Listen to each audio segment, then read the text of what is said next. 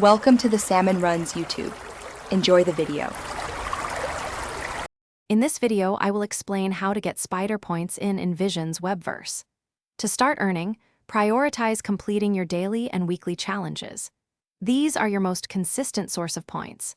Don't forget to check for any ongoing special events, as they often offer significant bonus points and unique rewards that can greatly accelerate your progress. Staying active and engaged is key to accumulating points quickly and efficiently. Daily challenges refresh every 24 hours, providing a consistent way to earn a quick boost of spider points. Weekly challenges, on the other hand, offer substantially larger point rewards for completing more involved tasks throughout the week. Make it a habit to complete all your available challenges each week. This strategy ensures a steady and reliable accumulation of points, which is essential for advancing in the webverse. Keep an eye out for limited-time special events within the webverse, as these are prime opportunities to earn significant bonus spider points.